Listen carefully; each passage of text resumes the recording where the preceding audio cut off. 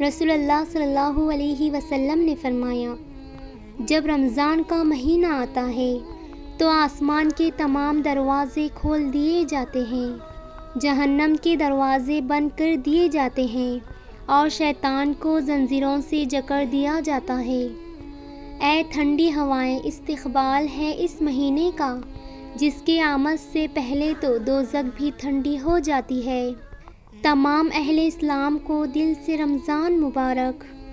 بے زباں کو جب وہ زباں دیتا ہے، پڑھنے کو پھر وہ قرآن دیتا ہے، اور جب وہ امت کو بخشنے پر آتا ہے تو تحفے میں رمضان دیتا ہے۔ جب رمضان کا مہینہ آتا ہے تو رحمت کے دروازے کھول دیے جاتے ہیں۔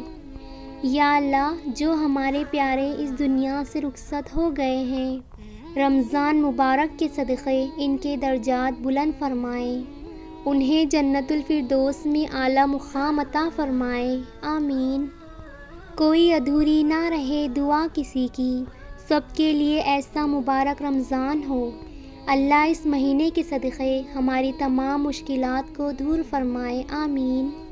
رمضان میں ہر نیکی کا اجر 10 گنا زیادہ ہو جاتا ہے۔ یہ ٹھنڈی ہوا نہیں، استقبال ہے اس مہینے کا جس کے آمد سے پہلے دوزخ بھی ٹھنڈی ہو جاتی ہے۔ جو شخص مسجد میں صبح شام بار بار حاضری دیتا ہے، اللہ تعالیٰ جنت میں اس کی مہمانی کا سامان کرے گا۔ اے اللہ، ہمارے دلوں میں صبر ڈال دے، آمین۔ اور جب وہ امت کو بخشنے پر آتا ہے تو تحفے میں رمضان دیتا ہے۔ ماہ رمضان میں قرآن بھی ہے، لہٰذا جتنی زیادہ ہو سکے قرآن کریم کی تلاوت کرنی چاہیے۔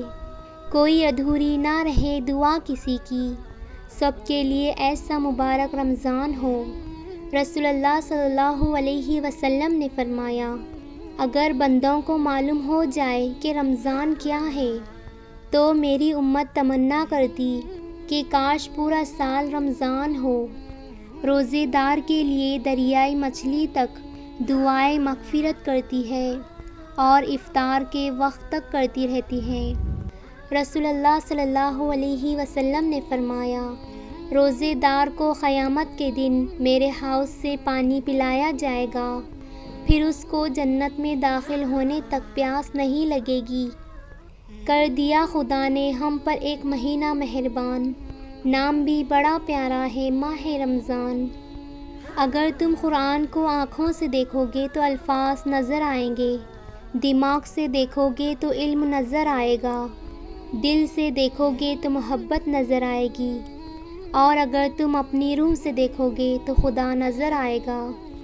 حالات اگر برے ہو تو یقین رکھنا چاہیے، کیونکہ جب خدا کچھ لیتا ہے تو اس سے بڑھ کر نوازتا ہے۔